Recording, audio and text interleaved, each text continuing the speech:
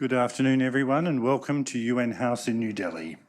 Thank you for joining us, whether you're here in person or following online via the live stream for this press briefing.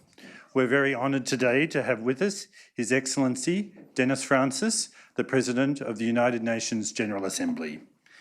Mr. Francis is President of the Assembly's 78th session, which runs through until this September. He is midway through a 5-day official visit to India. He started here in Delhi on Monday. He was in Jaipur yesterday, and of course he's returned to the capital today. Tomorrow and Friday, he'll be in Mumbai. Mr. Francis will make some brief opening remarks and then take questions from you. A couple of quick housekeeping notes. Please switch your phones to silent or vibrate. And when it's your turn to ask a question, please state your name and the affiliation of your media outlet. Mr. President, with that, the floor is yours.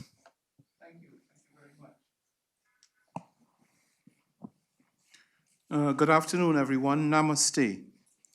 I'm delighted to be in India for the first time in my capacity as President of the General Assembly. But India is not unknown to me.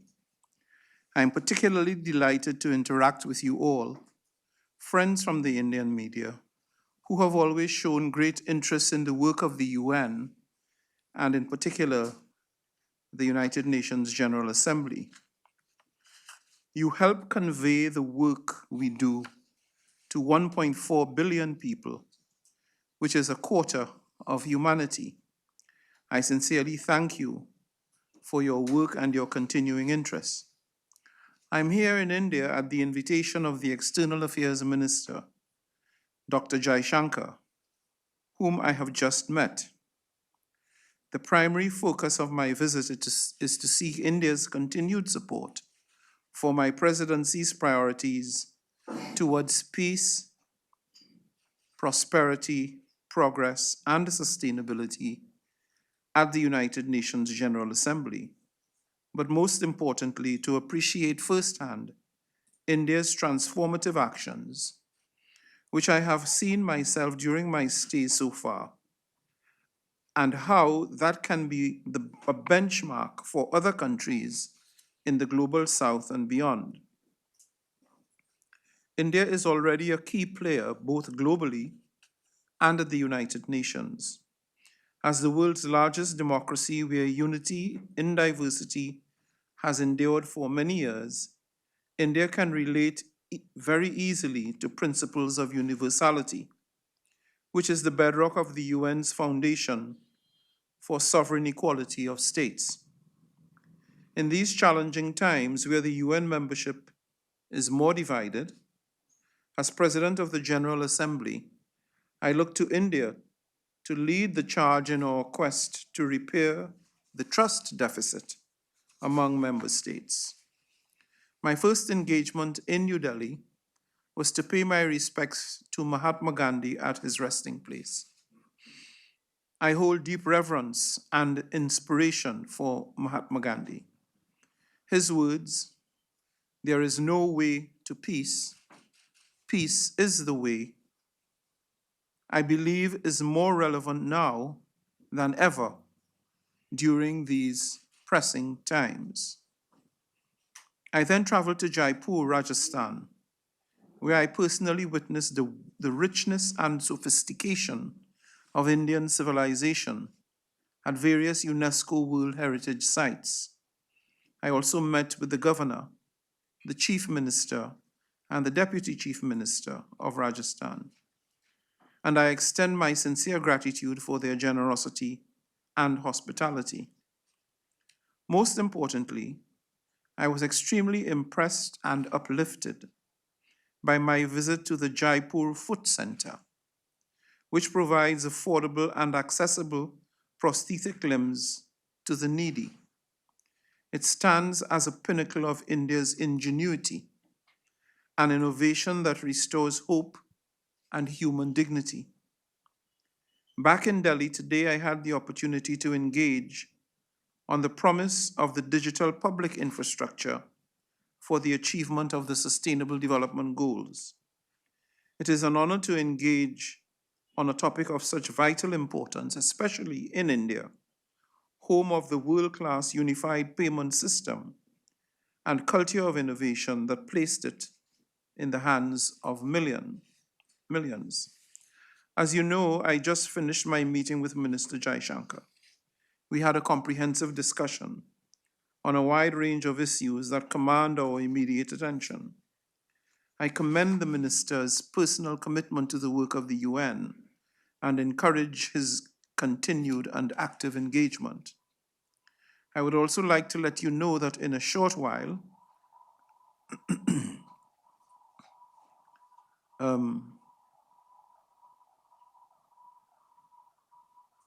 after this briefing, I will head to the Indian Council for World Affairs to deliver the 47th Sapru House Lecture on multilateralism for peace, progress, prosperity, and sustainability.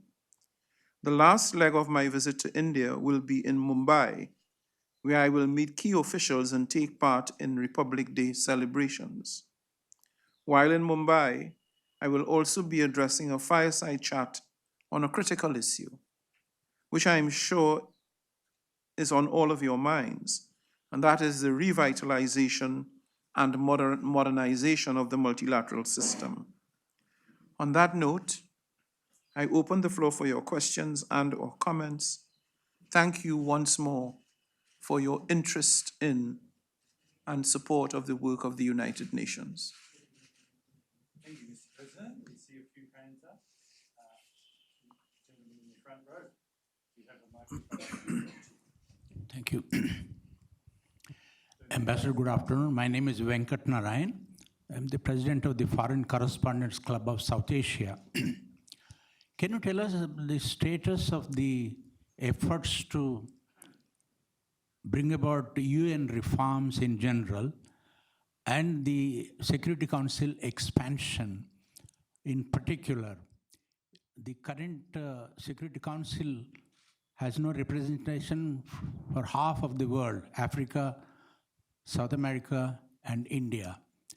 And how can the world's largest democracy not be on the Security Council? What are your thoughts on that subject? This has been going on for many years, and what would be your advice? You have been involved in global diplomacy for 4 decades.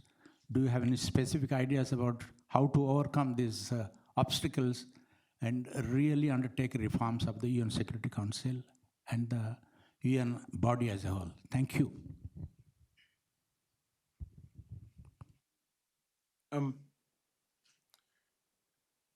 You asked a legitimate question. The Security Council of the United Nations, as it currently exists, harks back to a period in world history which no longer exists. It was formed, as you know, in the immediate post-1945 era. Since then, the world has changed radically. The geopolitical realities of today are not reflected in the Council. And there are those who claim that the Council is in urgent need of democratization. The fact of the matter is that the Council has, in recent years, been progressively unable to take the decisions necessary in order to assist and support the strengthening of international peace and security, largely for geopolitical reasons. The geopolitics, the global dynamics of the geopolitics gets imported into the Council, and that results invariably in the use of the veto by one or the other party. Often, this causes immense frustration in the General Assembly, but also beyond. In a key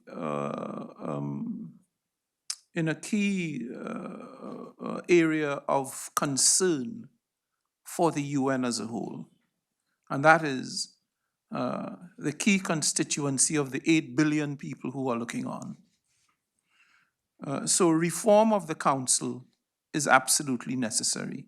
I don't think that there is any member of the United Nations that would deny that there is a need for reform of the Council. Of course, there are those who are less anxious to engage substantively in the process of reform, because if you are in a privileged position, you are not necessarily in a hurry to lose privilege. But I think it is well appreciated that the old formula, the existing formula, is woefully inadequate. And in the interest of the system as a whole, of the multilateral system, and of the ability of the United Nations to discharge its mandate, reform is inescapable. The question then becomes, what is the formula by which this reform would take place? And that is essentially the stuff, the core of the negotiations. Unhappily, I don't have exciting news for you, because the actual negotiations, while there is a decision and there is an apparatus to engage in the formal negotiations for reform of the Council, the commencement of formal negotiations has not taken place. That is something on which members need to come to consensus. And there is no consensus as of now as to when that process should begin. What is happening at the moment is that members are engaging in a discussion on what the elements of the reform might look like. There are several models of how the UN, how the Security Council should be constituted. Whether it's an enlargement of the Council or an enlargement of the non-permanent members, etc. I think there are about 5 formulas on the table for discussion. Now, where does India fit into all of this? Well, I can say to you that India has been a long-standing partner of the United Nations. India, in fact, contributes one of the largest numbers of peacekeepers to the system. And that is emblematic of India's commitment to multilateralism and to the values and principles that are enshrined in multilateralism. India is also an active and respective player in all of the fora for development of important policy in India, in the UN, whether it's sustainable development, whether it's human rights, whether it's pandemic preparedness. India is a reliable and highly regarded partner. Now, as President of the General Assembly, my job is to assist, facilitate, encourage the process and to ensure that the process is conducted in an open, transparent, inclusive manner. The President of the General Assembly is not permitted to have an opinion about who is in and who is out, because the President must be equidistant from all of the members. But you have made the analysis about the fact that some countries and regions of the world are not currently on the Council, and certainly not among the permanent 5. I'll just say to you this, that you have 5 permanent members on the Council, and of those 5, virtually 3 come from the same region. I will leave it to you to determine the appropriateness or otherwise of that. But let me also say this. India is a mature, highly respected member of the United Nations. it is a leader in many ways. And I'm sure that that fact is not lost on the members of the General Assembly. So I wish the government and people of India every success in their quest to assume membership of the Council on a permanent basis. Whether that occurs or not will be a matter for the members to determine. My role is to ensure and to insist that it is done in an acceptable and open manner so that there can be no doubt or question about the integrity of the process. Next question. We'll go to the second row. Yes, sir. Hi, sir. I'm Siddhant from Beyond. My question is on the issue of terrorism. India has been a victim of terrorism. You will be going to Mumbai to pay homage to the 2611 victims. What do you have to say on that? We know there is a country in the region that has been involved in cross-border terrorism in India. What's your standpoint? And also a definition of terrorism is something that India has been calling on. If you can talk about that as well. The first thing I should say is that terrorism is a global phenomenon. It is everywhere.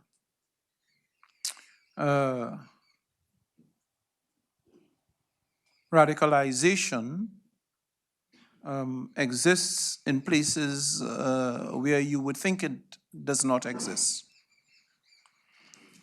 And its effect on society is damaging and destabilizing. It's not acceptable. I'm aware that India has been a victim of terrorism. Many countries around the world have. The United Nations has a program of action on anti-terrorism that requires all member states, to honor their commitments under that program and to work collaboratively through exchange of information and in other means to minimize the possibility of terrorism. Now, one of the things about terrorism is that the successes don't generally get reported because we don't know about them. Every day that goes by where there is not the occurrence of a terrorist act on earth is a successful day. The anti-terrorism mechanisms are working. When we hear about it is when, for whatever reason, there is a lapse or a breakdown and an incident takes place. And I remember well the incident at the hotel in Mumbai, in which several people lost their lives. We must, as an international community, redouble our efforts to rid the world of international terrorism. No one can deny that terrorism is destructive. It undermines everything we try to do in the United Nations. The United Nations prioritizes development, prioritizes human rights, prioritizes the welfare and well-being of people. And terrorism sets out as an objective to instill fear in the hearts of people by killing people. That is not in keeping with the values and the ideals of the United Nations. So all countries have an obligation. The United Nations Security Council, of which we were just speaking, has adopted a number of resolutions on anti-terrorism. And those resolutions, all resolutions of the Security Council, have the force of law. Countries have an obligation to follow and to implement those resolutions. That is their obligation. That is the mandate that they have. And I would hope that all countries in all parts of the world honor those commitments in the interest of peace and stability in the international system. Next question. Let's try this side of the room. Ayushi from ANI. So this is Ayushi Agrawal from ANI. Good afternoon. I have two questions. You met with EM Jaishankar. Was this issue of cross-border terrorism discussed with him? Second, how do you see India's outreach to Africa, especially after the inclusion of African Union by India last year? I'll start with the second one. There's no doubt, I think in anyone's mind, that India's outreach to Africa, particularly in regard to its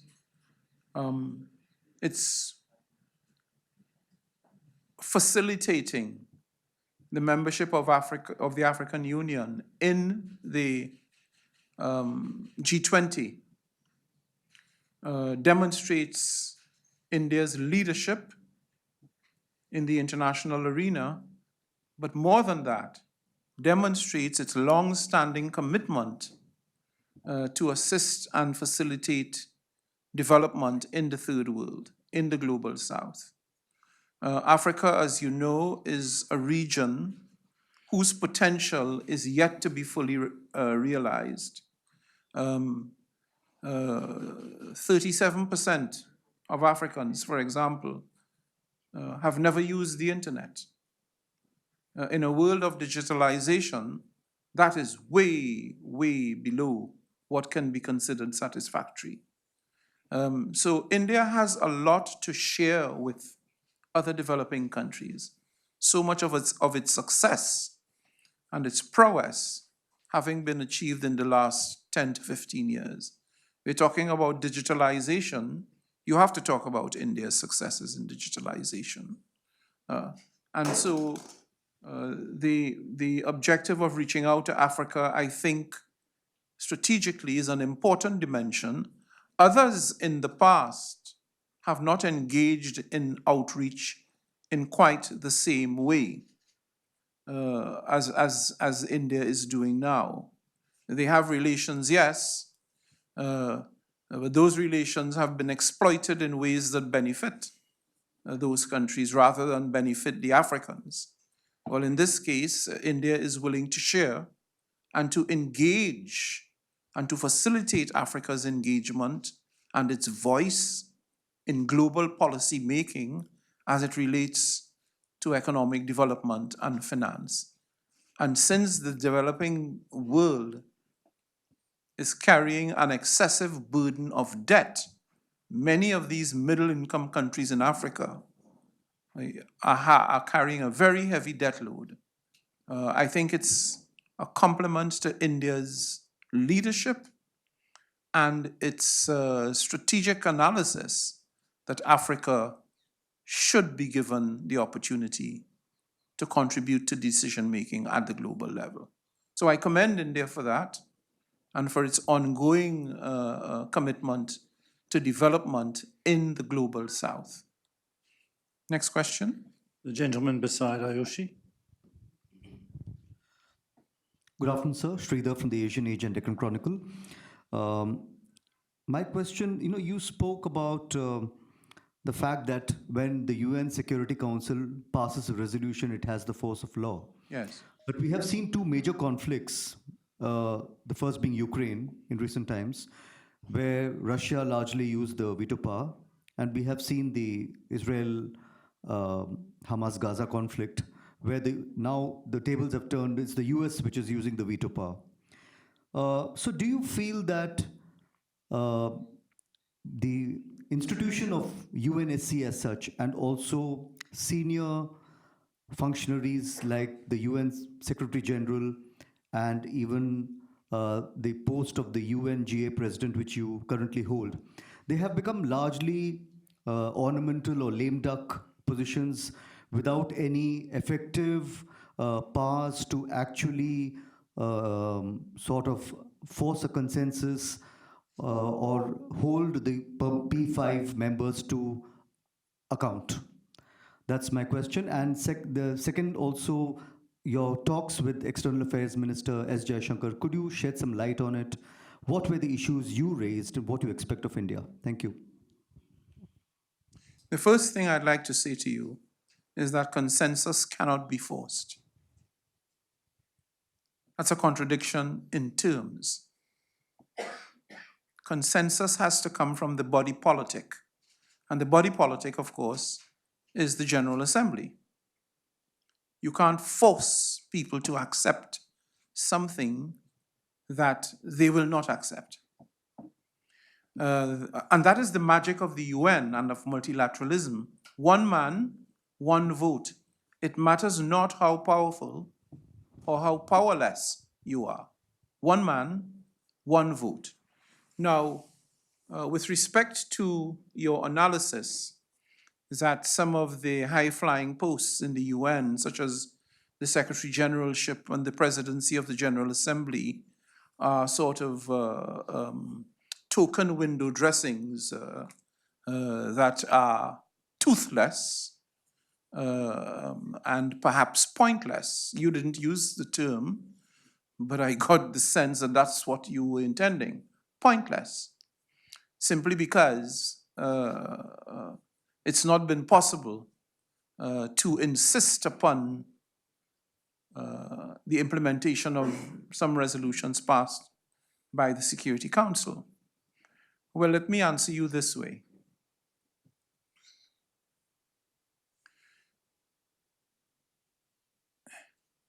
The UN and the people who work for it, the Secretary General and myself, we are not the police.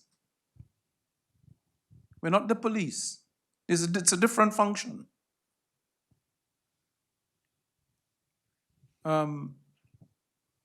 But the system needs to be policed. And in fact, it is. The General Assembly and the Security Council institutionally monitor developments and take action to bring those members who violate the tenets of the system, to bring them to book. Now, international relations is different from a domestic situation. In a domestic setting, someone violates the law, they're charged, dragged before the court, the judge takes a decision, the decision is implemented. Well, you can't drag a country to court in the same way. And so the mechanism for compliance that is intended to convince or encourage the offending country to comply are these resolutions. Those produced in the Security Council have the force of law. But when a country decides to ignore that resolution, the UN doesn't have the capacity to take that country to jail. There is no jail. Countries, however, are not comfortable politically being shown to be in violation because they can be isolated that way. And no country wants to be isolated. Power is exercised in the system in a number of ways. Big arsenals, big profile, a combination of both, a high reputation for reliability, for balance, and for credibility. No country wants to be seen as destroying the system. And so the language used, for example, in the case of Ukraine, the language used is a military action. It's not the same as war. So you have to pay attention to these subtle textual differences. Now, when countries do not comply with their obligations or insist that they are not going to correct their actions in violating their obligations, the best that the UN can do is to use the resolutions and maybe employ sanctions. But beyond that, you see, because it is a decision that every country must make whether to comply or not. And the expectation is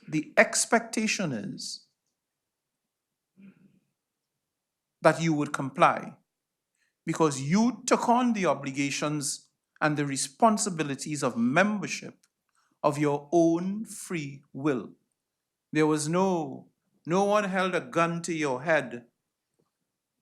I told you earlier, consensus cannot be forced. In the same way, you can't force a country to join the UN. That's a sovereign decision. And because countries are sovereign, they can determine, well, I'm going to ignore the resolution. It's not right, but it's a fact. So it's not a perfect system, but we don't live in a perfect world. Because as I said earlier, you can't lock up a country. You can isolate them. You can make their life uncomfortable. You can sanction them. And there are many examples of countries under sanction, UN-approved sanctions, which are consistent with international law. There are other kinds of sanctions that attract a different kind of political response. We're not talking about those. We're talking about those, including those dealing with terrorism, that have the force of law and that obligates all countries to honor those commitments. With respect to my conversations with Minister Jaishankar, we reviewed the general state of affairs in the international system, the state of multilateralism, the fact that multilateralism had come under increasing pressure, the situation, the humanitarian and political situation in Gaza, to a lesser degree in Ukraine, the political situation in Haiti, which remains a matter of concern, given Haiti's descent into lawlessness over the last 2 or 3 years in particular, and the need for that situation to be repaired as soon as possible. We did not go into the details of terrorism, but it was mentioned in the conversation in the context of promoting international peace and security.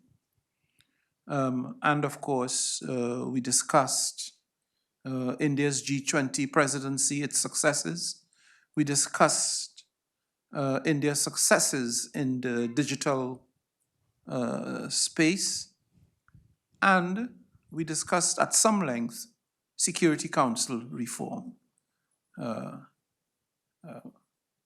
And that conversation was largely cast in the context of India's desire for membership of the Council. So we had a broad, wide-ranging discussion of the work of the General Assembly.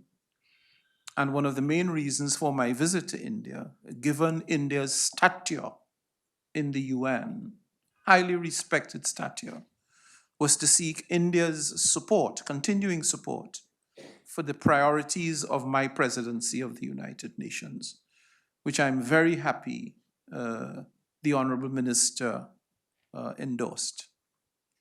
So we had a very good meeting, very engaging, and I look forward to continuing and deepening the relations between the General Assembly and the government and people of India. Incredible India. Let's go back to this side of the room. Thank you, Mr. President. So, Hello, President. This is Risha from Times Now. You spoke about a country or other vetoing on a number of issues. Just taking it back to UNSC, in last 1 year, there have been half a dozen instances where, because of one country's veto, sanction of ISIL Al-Qaeda committee could not be sanctioned against dreaded terrorists who are wanted not only in India, but countries like US and other parts of the world as well. How do we get ahead of this? Because one country's veto on the behest of a friendly country is not allowing these terrorists to be sanctioned by US, or as you mentioned, the UN approved sanctions cannot be put on them because of one country's veto. Well, the means to get ahead of this is to reform the council and to prioritize the reform. Now, you see, you have to appreciate, that rules are rules. It's not a question of cherry picking. I like this rule, so I'll accept this one. I don't like that rule, so I'll reject it. When you take on these obligations, you take them on completely. Okay? So when it suits you, if it is that country X has been the target of terrorism by a particular individual, and a veto has been used that makes it impossible or difficult to apprehend that individual, country X will be acting against its own interests if it were to engage in a form of conduct that did not take into account the prevailing rules. In other words, rules are not matters of convenience. They're there to regulate conduct and behavior in a transparent way. And we are obliged to honor them. That is what makes society stable. That is what makes it safe for everyone. We don't necessarily like everything that happens, but you have to honor the system. It's the system, because that is the system we have, and that is what gives it integrity. Which is why it's important to ensure that the system works well. Because at some point in time, you will need the system to work for you. I know it's frustrating, but the only means really is to reform the council. That work is in progress. I will say this to you. Reform is a process, it's not an event. Don't expect to awaken out of your sleep next Monday morning and reform will be complete. Reform is a dialogue. It's an intense dialogue, and it needs to be approached with great caution because we are not going to have many opportunities to get it right. It's not something that you can tinker with every other month. The system we have now in the council has existed for 75 years. And we've demonstrated that it is inept.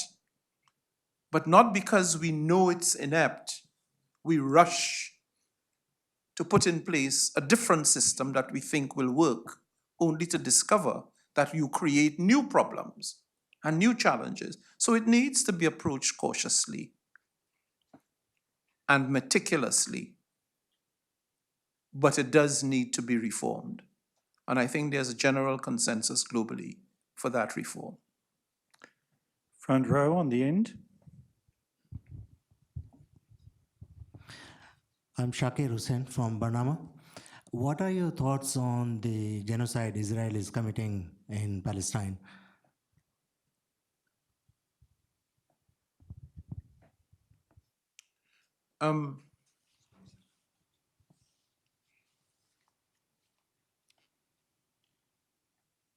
There's no doubt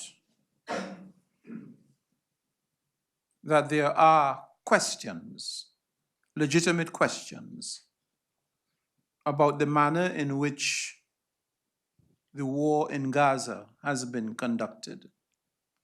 There are allegations of impropriety, of collective punishment.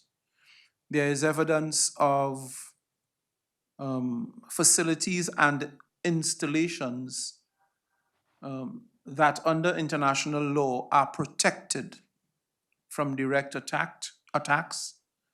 Places like schools, religious buildings, residential housing areas, etc., hospitals, health centers, etc., that have in fact been affected by the bombing campaign that has taken place. But you'd notice that I've deliberately not endorsed your characterization of what has taken place as genocide. That, and I'm not saying that there is not genocide. I do not know. That has to be determined in very objective circumstances in which there would be an independent investigation and a decision by a court, an international court. There may be what we think is evidence of genocide, but that characterization at this stage would be premature for someone in my position. It will be up to others, and I believe that the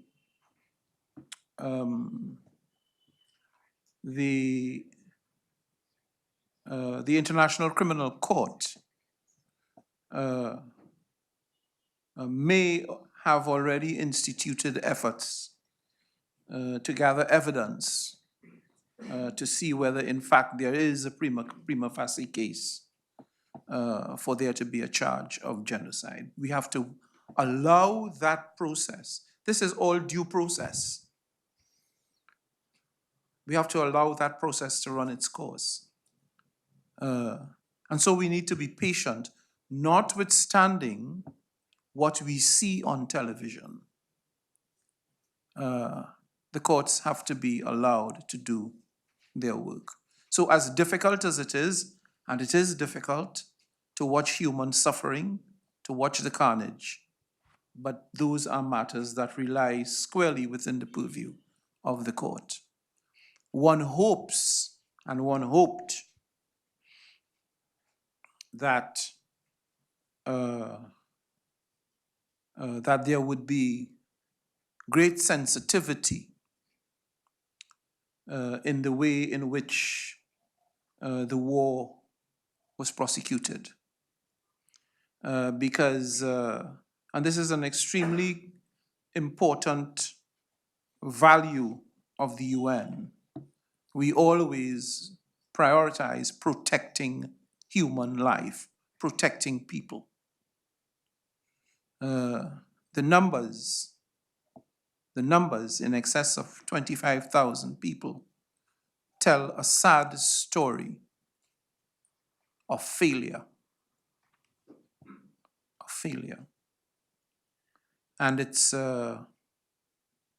something that causes us great worry and angst, but unfortunately, it reveals something that's difficult to face, really. And that is it reveals what man is capable of doing virtually to himself and herself, which is why it's important and crucial for an organization like the United Nations to exist. Next question. Thank you. We don't have much more time, so in the interest of time, I'm going to get a few questions grouped together so that you can answer them before you go to your next assignment. We'll start with the first question here and then here. I think maybe that's the only two questions we have left. Thank you, Ambassador Francis, for holding this media interaction. I'm Manas Pratim Bhuyan. I work for PTI, Press Trust of India. It's a news agency. So my question is relating to the situation in Gaza. So India has been calling for a resumption of negotiations to find a solution, especially two-state solution to the whole issue. How do you see India's call? How do you view this? Do you think it is time to just start negotiations for a two-state solution? And your assessment about the evolving security situation in the Red Sea in the wake of attacks by Houthi militants on cargo vessels? Thank you. And then the other question here. Thank you. Hi, sir. I'm Akshay Dongre from DD India. My question is about the freedom of navigation in two parts of the world. One is Red Sea, as my colleague has also asked. And the second part would be the South China Sea, where we have seen that there have been tensions in the area because of China and the kind of problems that China has had with its neighbors as far as the South China Sea is concerned. And even in the Indian Ocean Sea, where smaller countries have alleged that China has been deploying its ships and submarines to spy on the neighbors. So where does the United Nations General Assembly come in as far as these issues are concerned?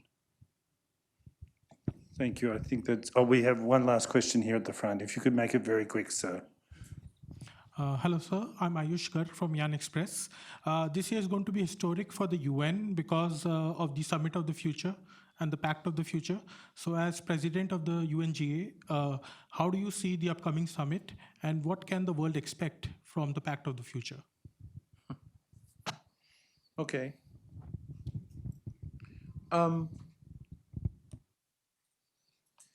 You're quite right. India had been calling for the commencement of negotiations towards this two-state solution in Gaza. And you asked me how I see this. Well, I see this as highly responsible, pragmatic, sensible, and necessary, because it was your father of your nation who gave the world a very important lesson. And I find myself repeatedly returning to those words and quoting them. There is no way to peace. Peace is the way. It's the only way. Because if you look back at the history of Gaza, every other year, there's a new iteration of this war. So is this going to just drag on for the next 500 years? It's unsustainable. Violence never produces a credible solution. And a military solution in Gaza is impossible. It will not hold. You can't impose it. You can't impose it. It has to be mutually agreed through a political process that will address the fundamental aims, and that would be a homeland for the Palestinian people, and that Israel, respecting Israel's right to live in peace and security. It really is the only way. So we need to get back to that. Over here, you were asking about the situation in the Red Sea and in the South China Sea. Let's take the Red Sea. That is an extremely disturbing situation. It would appear that third parties are facilitating this action being taken by the Houthis in the Red Sea.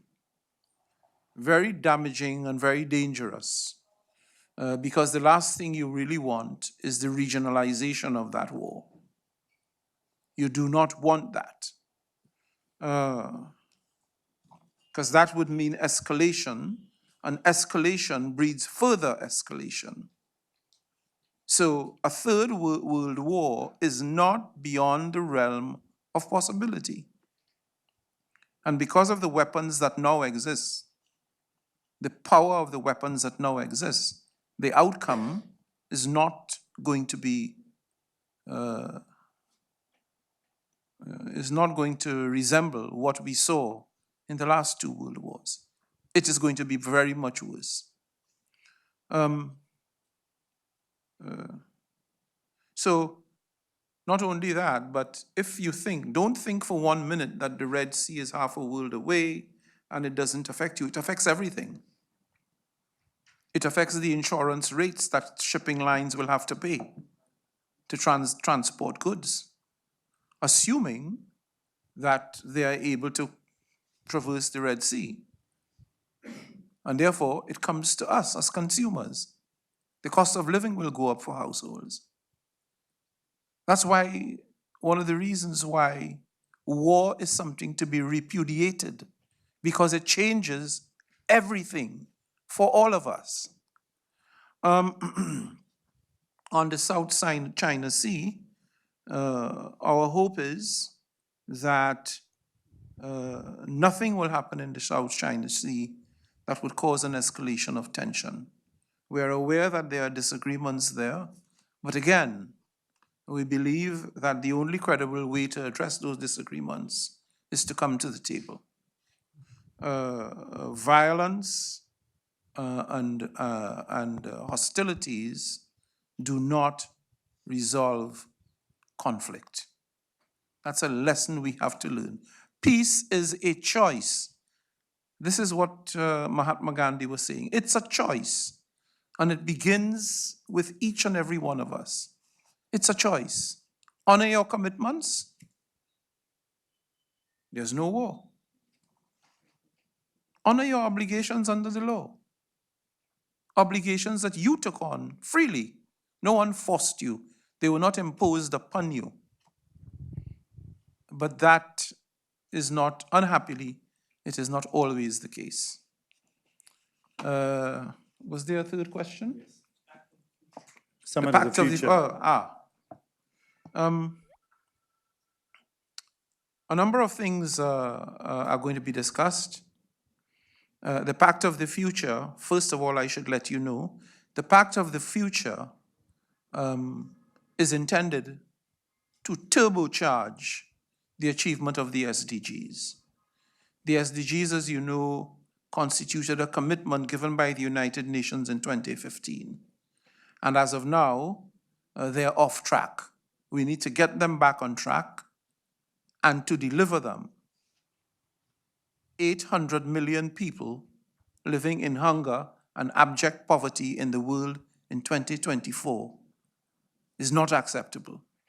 We need to lift people up, to give them hope, and to bring them into the system so that everyone can benefit from the fruits of sustainable development.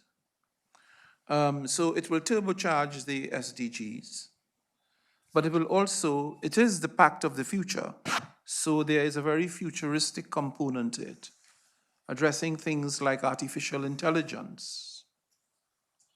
You know, there are some issues there that need to be addressed, and for there to be some common understanding and or common approach on, because artificial intelligence can create enormous benefit and advantage to civilization. But there's a but. because there can be a downside to it. Is it going to create mass unemployment? You would have seen Elon Musk's remark a month or so ago saying that, well, you may have a job, but there's no guarantee that you will. Now, artificial intelligence that releases human beings from employment is not going to work in the interests of countries in the South, which have large populations, many of which are young populations of people who need to be employed and to be generating income. So we have to find a way to harness this technology in a way that benefits health, medicine, and education, a number of areas, but does not compromise the ethical and moral values on which society is based, because that too will be destabilizing. So, for example,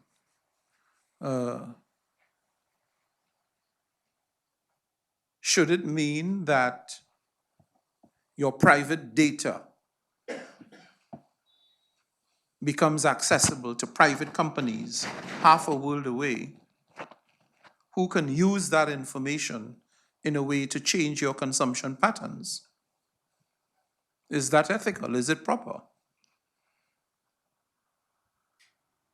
And so the trick is really to find the correct balance between these two extremes, because there's no doubt that artificial intelligence can make an enormous difference in human development.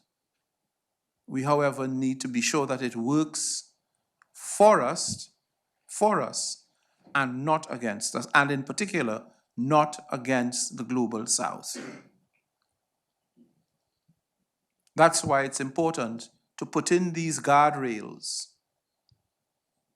The Secretary General of the United Nations has already sought to put in place a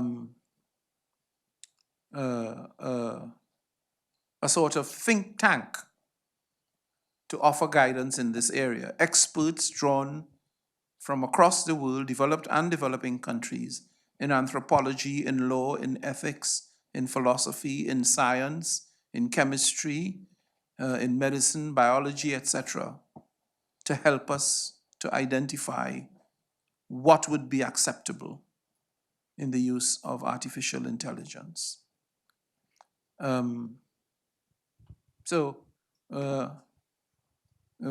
It's going to be a difficult negotiation, there's no doubt, because this is going to change, this has the potential to change the way society operates for the next 2 or 3 decades. Thank you very much for your time and for your interest. I would ask you all to maintain your interest in the United Nations. The United Nations is a people's organization. If you read the charter says nothing about states. It says, we the peoples of the United Nations. And I would urge you to remember that this organization is to serve the best interests of man and of human civilization, to keep us safe and to ensure that we can live a life of dignity as it is intended to be. Thank you very much. Thank you, Mr. President. Thank you, everyone. Wishing you a good afternoon.